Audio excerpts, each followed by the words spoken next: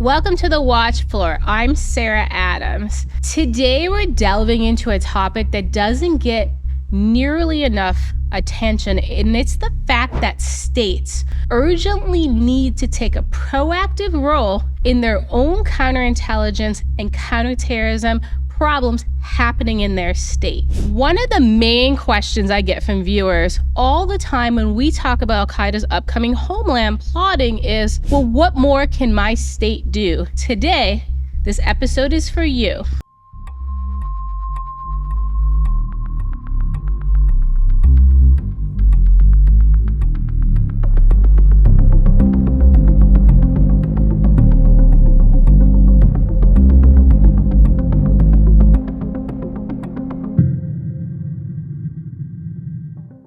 Now, leading the way is Florida.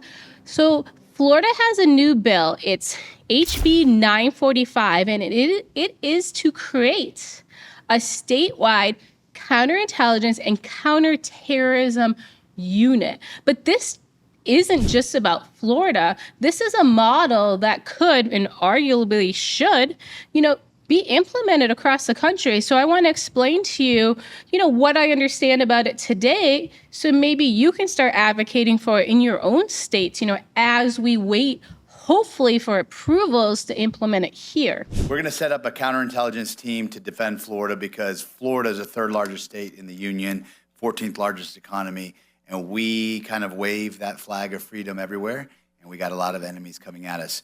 A lot of people tell me, why don't we depend on the feds? I offer you 9/11.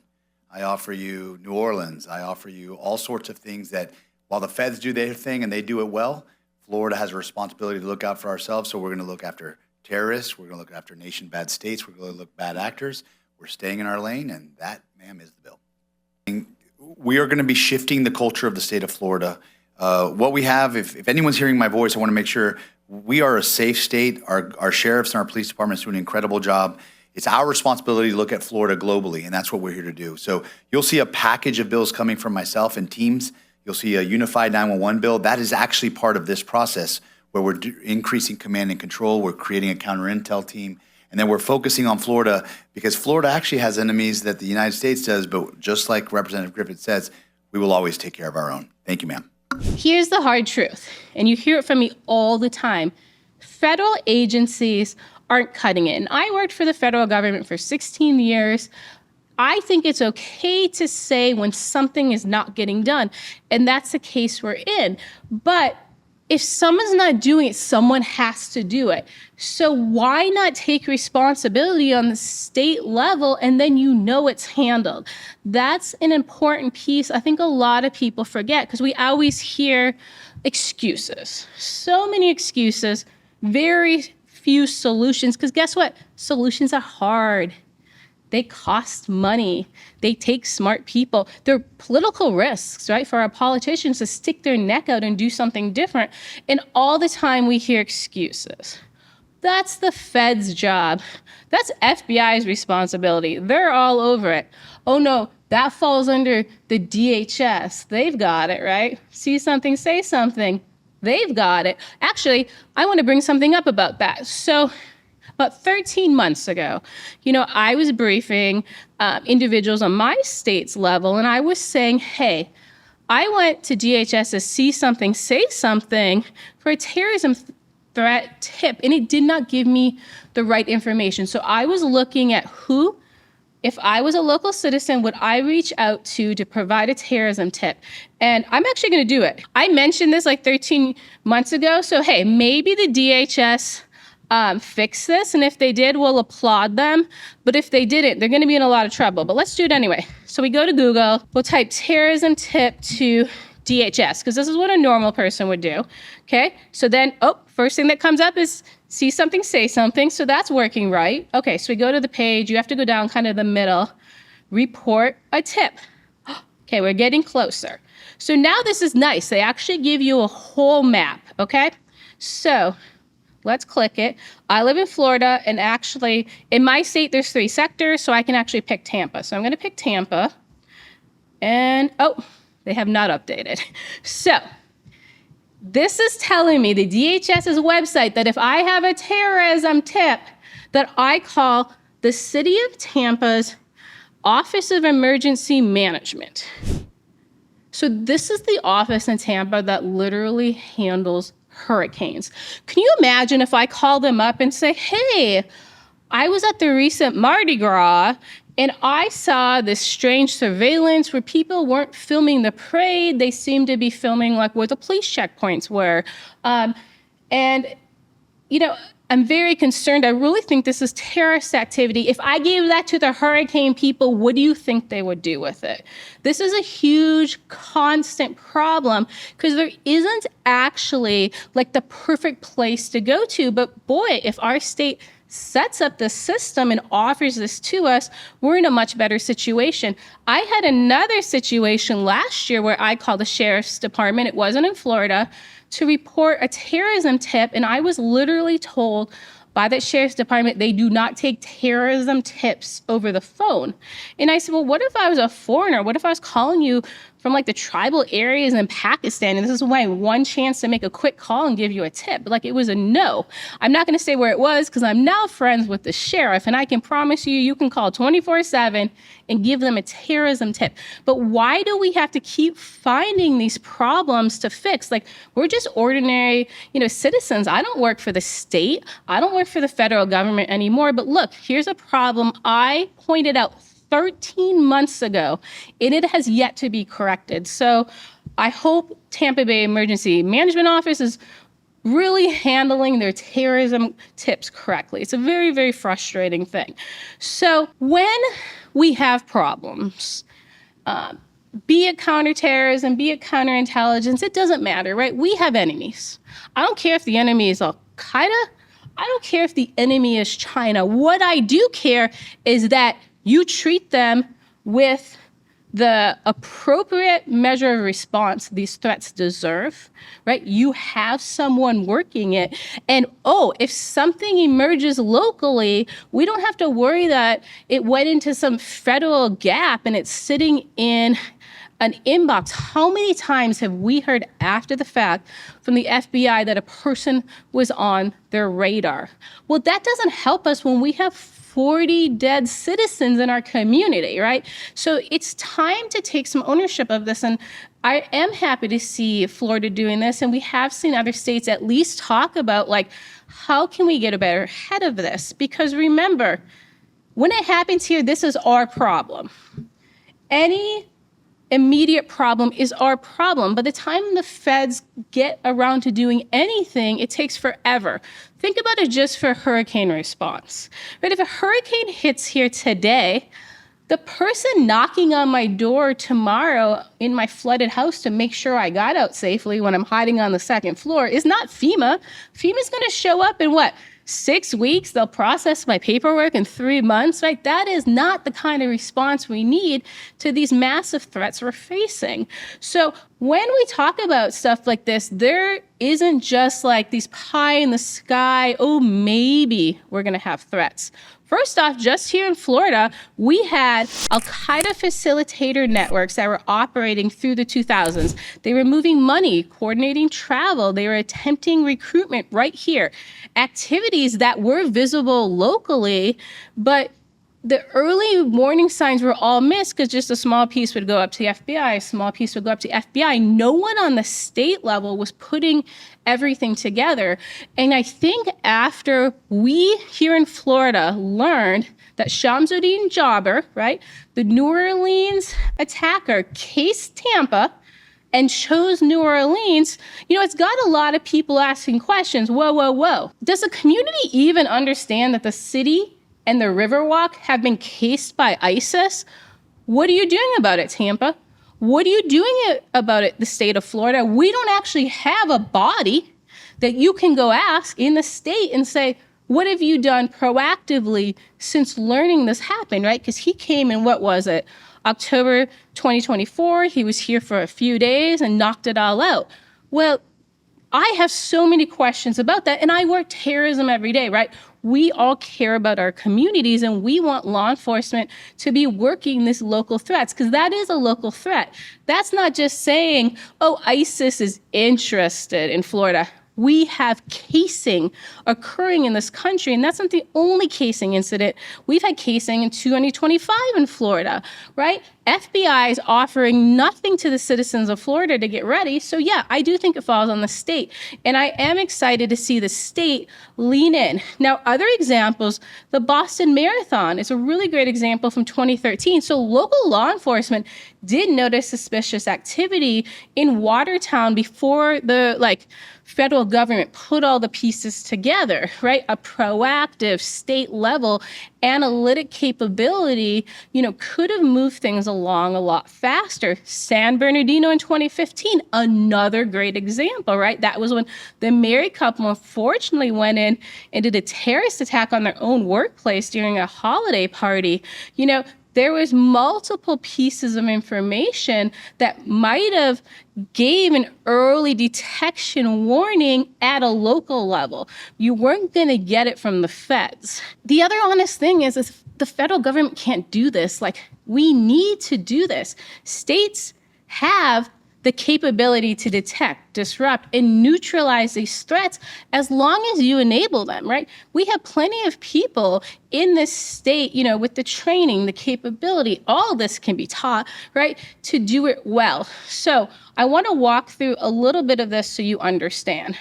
First off is when we talk about putting this unit together, what it looks like is the concept is let's give the state their own eyes and their own ears and their own analytic capability. And we're really going to have officers who work intelligence, counterintelligence, counterterrorism. They're going to focus on things like international and domestic threats, insider threats, corporate threats, foreign adversaries targeting our state, right? And institutions in our state. Now, these teams can act independently if they need to. They can be in coordination with other state agencies, with their federal partners. So think about it. If we're just talking about the port of Jacksonville, it's a critical logistics hub. Well, terrorists could be interested in targeting it, but transnational criminal networks could also use it to move in drugs. China could be using it to move in people illegally, right? There are so many different threat vectors. That's at one port. Think of how many ports we have in the state.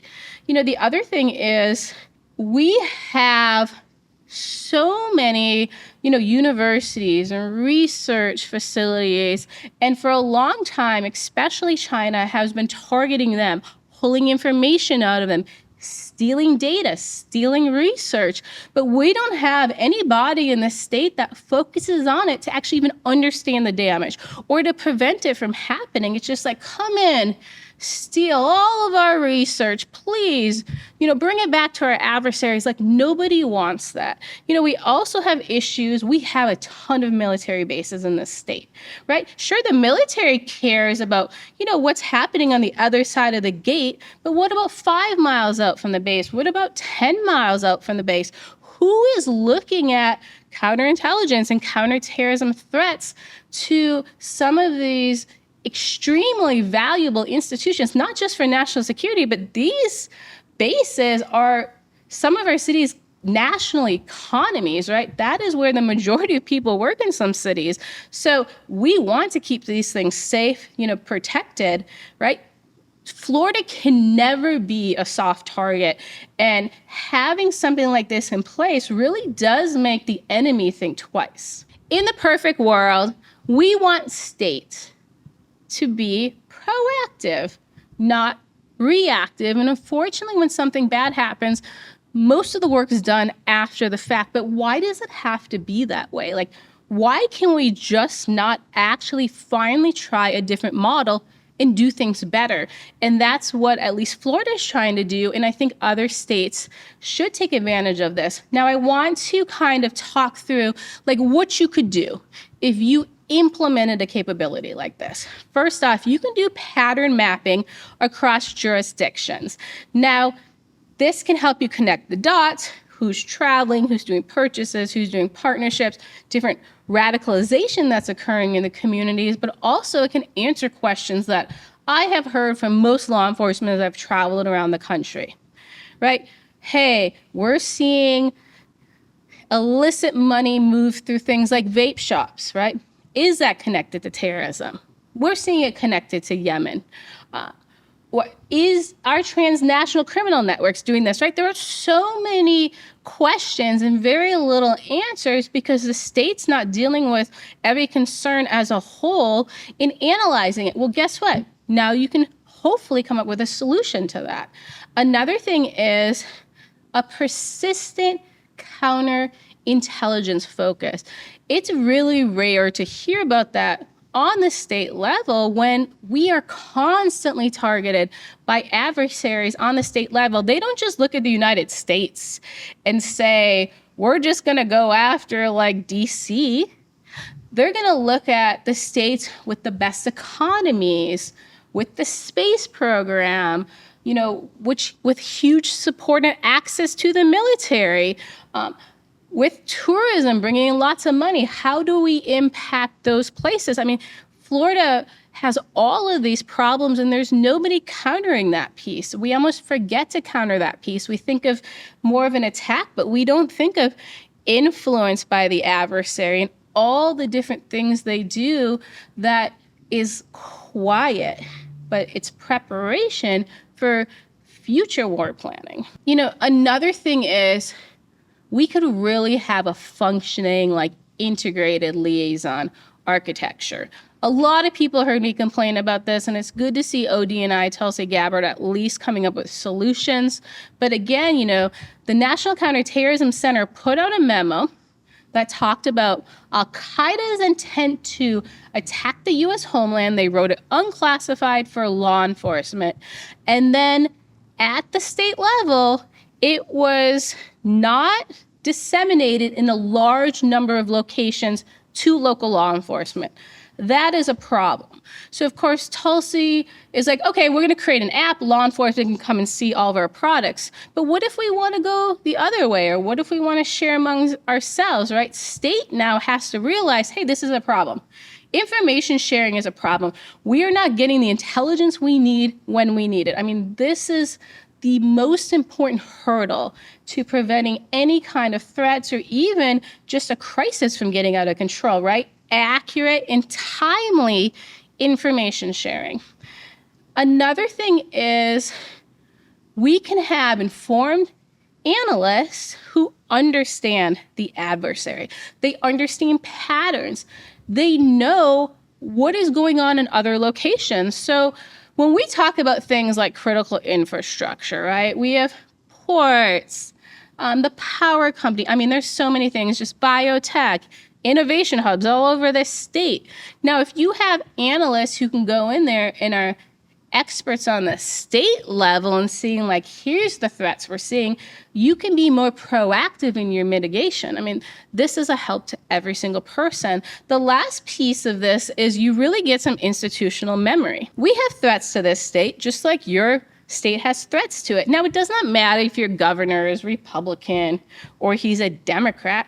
You're still going to have pretty much the same number of threats. So why would you not have a body that no matter who's in charge and who's leading and who got elected for 2 or 4 years, you still have institutional knowledge that passes on and you have this expertise in 2 of the biggest threat vectors, right? Counterintelligence and counterterrorism. I mean, it's almost like when you look at something like this, it's like, why did this not happen earlier? Who influenced this from being something that we already did on the state level? Because we're way behind. This is something that should have been happening for decades. Now, when we talk about counterterrorism integration, it's interesting because I made a lot of points from the analysis side of things, but I want you to also understand this is also going to be an operational capability. So we're going to have teams that really can arrest and thwart terrorists on the local level and charge them. We're going to have our own coordination. So intelligence goes straight to law enforcement. We don't have to go through all these middlemen. We don't have to hear oh, I can't share that with you. I got it from JTTF, but I can't pass it down. What? Another thing is we'll have more localized insight. A team that comes in to investigate something from the federal level for 4 days knows nothing about what's happening on the ground compared to the guy who's been sitting in his job for 15 years, right? And we have to be honest about that. We have insane levels of institutional knowledge in this country, not just for people being in the position for a long time, but, Florida recruits some of the best law enforcement in the world. Heck, people retire, then they come down here, and then they go back into law enforcement in Florida. So we're lucky that we have this base of knowledge. Why are we not taking advantage of it? Why are we just sitting back and being like, oh, I hope the feds send me some threat reporting. Oh, I hope FBI stops this plot. Well, guess what, guys? None of that's happening, okay? Even the terrorists are surprised that FBI has captured pretty much none of them, in the last several years, even with all the hoopla around the fact, oh, we know there's thousands here. Well, thousands aren't being detained, and those thousands are in your communities, and those thousands are in your states. And now this is a state-level responsibility. So Florida, and if you go look at the bill, you can just use this as a template. So let's say you're Texas. You can focus on things like the cross-border smuggling, hybrid threats that are occurring along the Rio Grande. Hey, I know there's not just narcos there because terrorists have come in through Texas, right? Another thing, Pennsylvania, you have the energy infrastructure you care about. You have industrial supply chains. Wow, really great topics to have a body that focuses on counterintelligence. In California, we have massive tech innovation centers. We also have the LA Long Beach port. Again, really great areas on a state level who could benefit from this type of expertise and this type of program. In Montana and Tennessee, we have other research hubs, rural supply chains, federal facilities.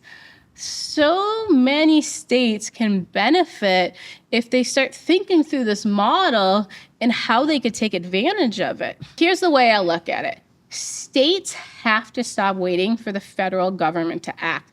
They need to take ownership at the local level, and we're going to save lives if we do this. And that is one of the most important things. But I also just want to protect our state from a number of things, from any adversary trying to target us.